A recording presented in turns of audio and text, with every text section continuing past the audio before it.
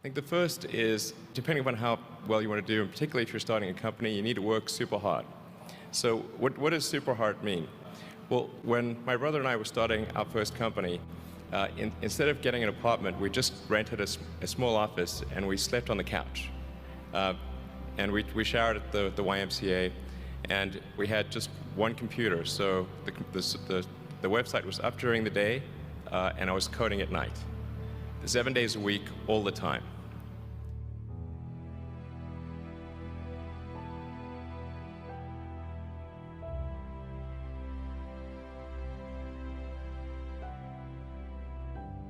Work hard like every waking hour. That's the thing I would say particularly if you're starting a company. And I mean, if you do simple math, say like, okay, if somebody else is working 50 hours and you're working 100, you'll get twice as much done in the course of a year as the other company.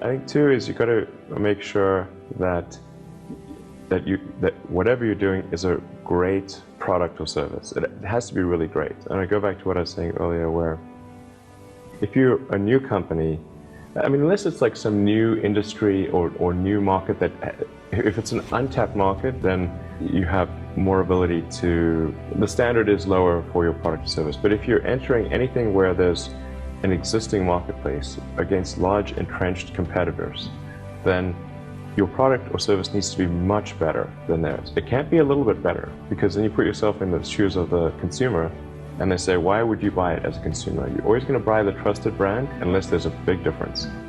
So a lot of times entrepreneur will come up with something which is only slightly better. And it can't just be slightly better. It's got to be a lot better.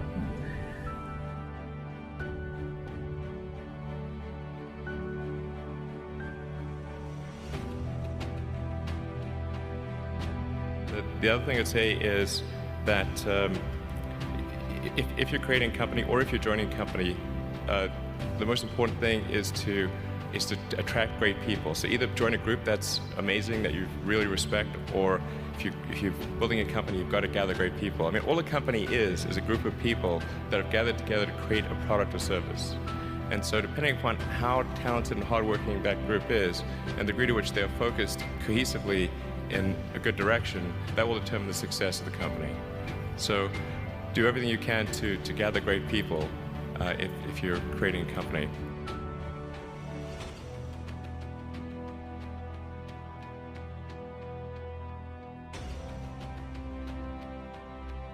Then I'd say focus on signal over noise.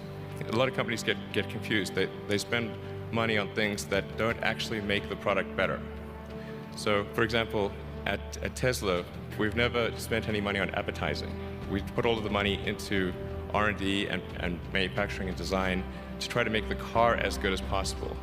And I think that's the way to go. So for any given company, just keep thinking about, are these efforts that people are expending, are they resulting in a better product or service? And if they're not, stop those efforts.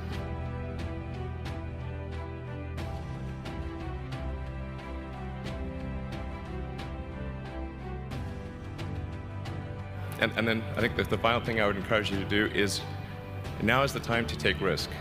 You don't have, you don't have kids, but as you get older, your obligations increase. And once you have a family, you start taking risk not just for yourself, but for your family as well. It gets much harder to do things that might not work out. So now is the time to do that, before you have those obligations. So I would encourage you to take risks now. Do something bold. You won't regret it.